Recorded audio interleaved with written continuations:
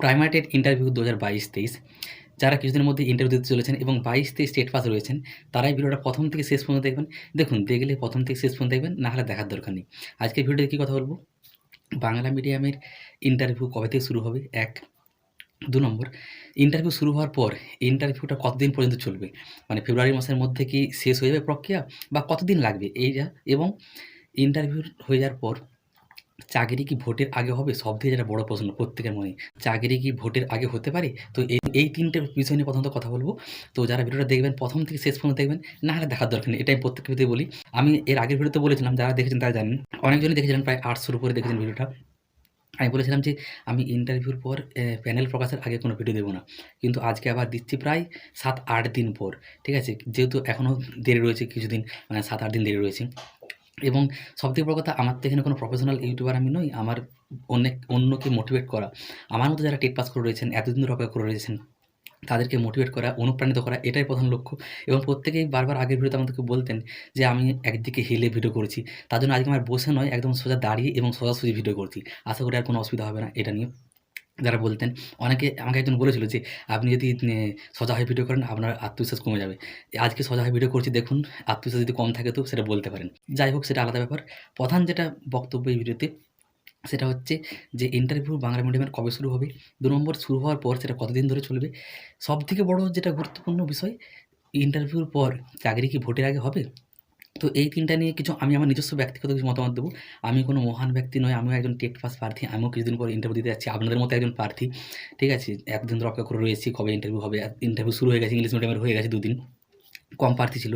তো বাংলা মিডিয়ামের কবে হবে? ইন্টারভিউ হলে কতদিন ইন্টারভিউটা চলবে? এবং চাকরিটা কি ভোটের আগে হবে? এই ৩ টে বিষয় নিয়ে আমি আমার নিজস্ব কিছু ব্যক্তিগত মতামত দেবো। এই মতামতগুলো যেটা আমি দেবো, সেটা যে মিলে যাবে হুবহু এমন কোনো মানে নেই, বা এগুলো যে হবেই তার কোনো মানে নেই। আমি আমার নিজস্ব কিছু ব্যক্তিগত মতামত দিচ্ছি আমার সামান্য অভিজ্ঞতা থেকে। তবে আগে আমি যেগুলো বলেছি আমার এক ভিডিওতে, প্রায় প্রত্যেকটাই হুবহু মিলে গেছে। ঠিক আছে? আমার সাথে কিন্তু কোনো পর্ষদের সাথে যোগাযোগ নেই, বা আমার সাথে কোনো ভগবানেরও দেখা হয়নি। আমি এরকমভাবেই বলি। একদম সহজ ভাষায় বলি, যাতে সবাই প্রত্যেকে বিষয়টা বুঝতে পারে। তো welcome to my YouTube channel education is life with Soudip পাত্র। শিক্ষাই জীবন। আমরা প্রতিনিয়ত কিছু না কিছু শিখে চলেছি এবং সারা জীবন শিখে চলব। কারণ শিক্ষার কোনো শেষ নেই। এবার প্রথম যেটা বিষয়, যে বাংলা মিডিয়ামের ইন্টারভিউ কবে শুরু হবে? আমি আমার আগের যে ভিডিওটা করেছিলাম, সম্ভবত ডিসেম্বর মাসে করেছিলাম, ৩০ তারিখ বা ৩১ তারিখ, মনে পড়ছে না ঠিক। তো আজকে ৭ তারিখ জানুয়ারি মাসের, আজকে আবার করছি প্রায় ৮ দিন পর। যদিও আমি বলেছিলাম যে ইন্টারভিউ প্যানেল প্রকাশের আগে পর্যন্ত আমি করব না। কিন্তু নিজেকে মোটিভেট রাখা এবং অন্যকে মোটিভেট রাখা, এই চ্যানেলটা ওই উদ্দেশ্যে খুলেছিলাম। যারা টেট পাস করেছে, যারা আগামীতে টেট পরীক্ষা দিবে, যারা প্রাথমিক শিক্ষক হবেন, তাদেরকে অনুপ্রাণিত করাই আমার প্রধান কাজ ছিল। এখানে টাকা রোজগার আমার কোনো উদ্দেশ্য নেই, এবং এমনকি এখনও নেই, আগেও ছিল না। ভিডিওটা করছিলাম না বলে এতদিন, প্রায় ৮ দিন হয়ে গেছে, শুধুই মনে হচ্ছিল যে তখন প্রায় ২ দিন ৩ দিন ছাড়া ভিডিও দিচ্ছিলাম। ওই জন্য নিজেকে একটা কেমন লাগছিল, তাই আজকে আবার ভিডিও করতে হচ্ছে। এবং এটা ধারাবাহিকভাবেই চলবে। আমি বন্ধ করতে পারছি না। যতই বলি যে বন্ধ করে দেবো।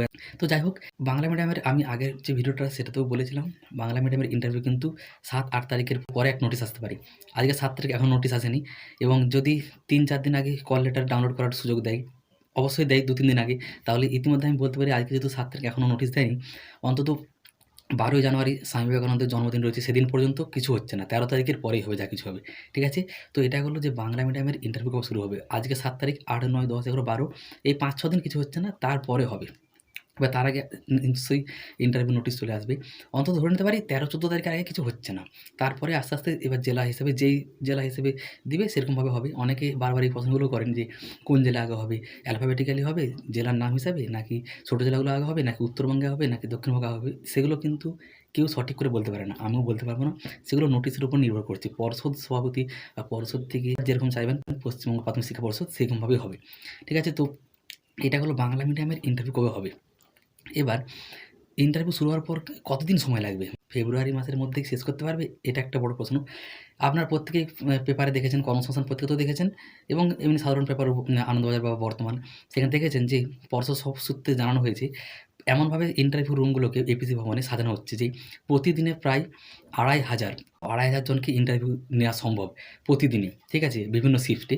তো মানে যেরকম অফিস টাইম থাকে তার মধ্যে। তাহলে ভাবুন যে প্রায় ৬০,০০০-এর মতো ফর্ম ফিল আপ করেছে। তার মধ্যে তো ইন সার্ভিসরা রয়েছে, এনআইওসরা রয়েছে, বাদ চলে যাবেন এনআইওসরা, এবং ডবল ডিগ্রি যাদের রয়েছে, বিএড দিয়ে টেট পাস করেছিল, পরবর্তী ক্ষেত্রে ডিলিট করেছে, ওনারাও তো বাদ চলে যাবেন।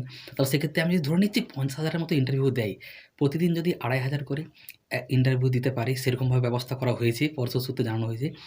এবং যে রুমগুলোতে ইন্টারভিউ হবে সেগুলো শব্দ নিরোধক। মানে একটা রুমে কে কী পড়াচ্ছে, কী কথা বলছে তার পাশের রুম থেকে কিন্তু শোনা যাবে না, এমনভাবে ব্যবস্থাটা হচ্ছে।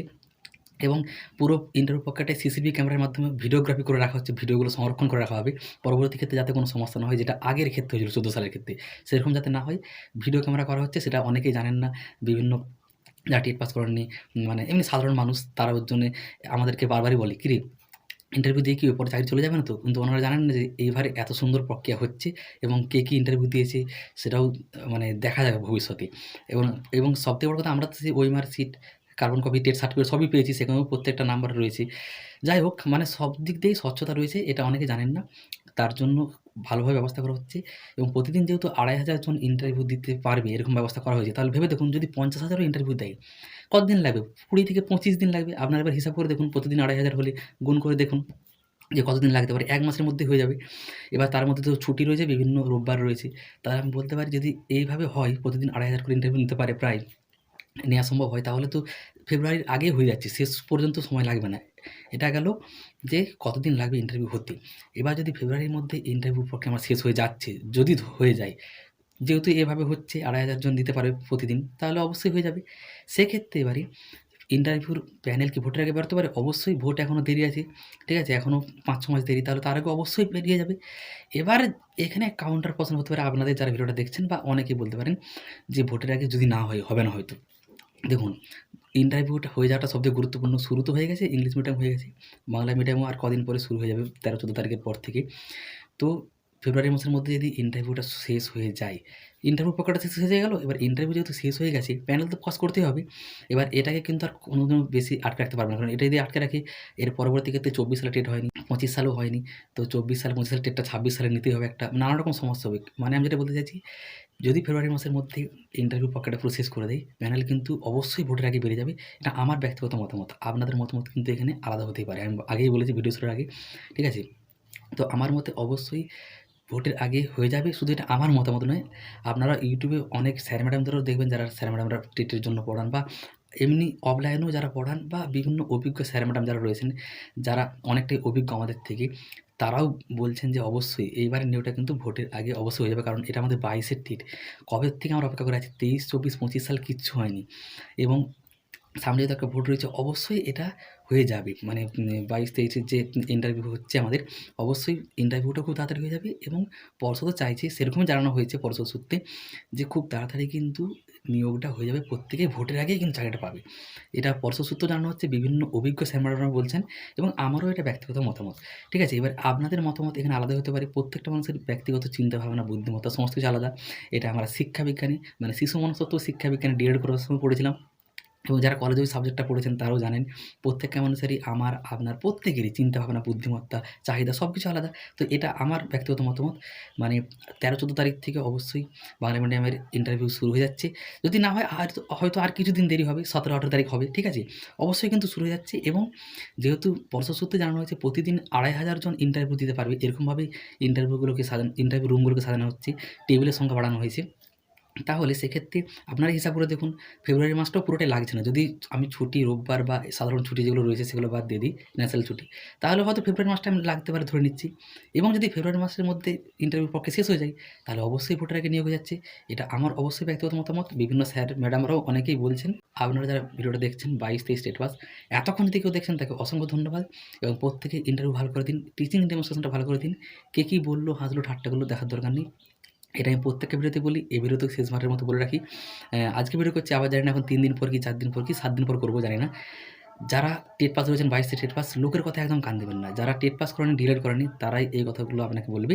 কারণ ওনারা কোনোদিনও প্রাথমিক শিক্ষক হতে পারবেন না। আমি বারবারই বলেছি, আপনি ২২ টেট পাস করে থাকুন বা ২৩ টেট পাস করে থাকুন, কতজন কোয়ালিফাই করতে পারেননি ভাবুন। তাদের অবস্থা ভাবুন। আপনি কোয়ালিফাই করে ২২-২৩ টেট পাস, ২২ এর ক্ষেত্রে ৬,২০,০০০ পরীক্ষা দিয়েছিল, প্রায় ৪,৭০,০০০ ফেল। ঠিক আছে? পাস করেছিল মাত্র ১,৫০,০০০। ২৩ এ তো আরও কম, ৬,০০০ সামথিং পাস করেছিল, ২,৫০,০০০ এর বেশি ডিসকোয়ালিফাই করে গেল, কোয়ালিফাই করতে পারেনি। ভাবুন, আপনি এত কঠিন পরীক্ষা পাস করেছেন, এতদিন অপেক্ষা করে রয়েছেন, এত লোকের কথা, হাসি, ঠাট্টা, ব্যঙ্গ কত কিছু সহ্য করে রয়েছেন, আর কারো কথায় কান না দিয়ে শুধুমাত্র ইন্টারভিউতে ফোকাস করুন। টিচিং ডেমনস্ট্রেশনটা কীভাবে অন্যের থেকে আলাদা দিতে পারবেন, ভালো করে দিতে পারবেন। প্রত্যেকটাতে দেখবেন এটাও বলেছি টিচিং ডেমোটা অনেকেই মুখস্থ করে ইউটিউব থেকে দেখে নিয়ে সেটাই করে দিচ্ছে। তাই এখানে কিন্তু নাম্বার অনেকের কমে যাবে। তাই এখানে নিজস্বতা খুবই গুরুত্বপূর্ণ টিচিং ডেমনস্ট্রেশনের ক্ষেত্রেও এবং ইন্টারভিউ যে প্রশ্নগুলো করবে সেখানে প্রত্যেকটা জায়গাতেই। ইন্টারভিউ স্যাররা খুবই অভিজ্ঞ, তারা কিন্তু বুঝে যাবেন আপনি যদি সেখানে অভিনয় করতে চান, খুবই বেশি নাটক করে দেন সেখানে বা বানিয়ে বলতে চান, তারা কিন্তু বুঝে যাবেন। তাই সব ক্ষেত্রেই আপনাকে সৎ থেকে নিজের মতো করে ভালো করে গুছিয়ে ভালো করে টিচিং ডেমোটা দিন। প্রত্যেকেরই ইন্টারভিউ ভালো হোক, প্রত্যেকে অল দ্য বেস্ট জানাই এবং প্রত্যেকেই যাতে সাফল্য লাভ করতে পারেন। আমরা প্রত্যেকে যেন সাফল্য লাভ করতে পারি, এতদিন আমরা অপেক্ষা করে আছি। আর কেউ কারো কথায় কান দেবেন না, কে কী বললো, হাসলো ঠাট্টা করলো, আমরা এই শেষ পর্যায়ে চলে এসেছি এবং অবশ্যই সবাইকে অল দ্য বেস্ট জানাই। প্রত্যেকের ইন্টারভিউ ভালো হোক, ভগবানের কাছে এই প্রার্থনা করি, প্রত্যেকের সাফল্য কামনা করি। এতক্ষণ যদি ভিডিও করে দেখছেন অবশ্যই তাকে ধন্যবাদ জানিয়ে শেষ করছি।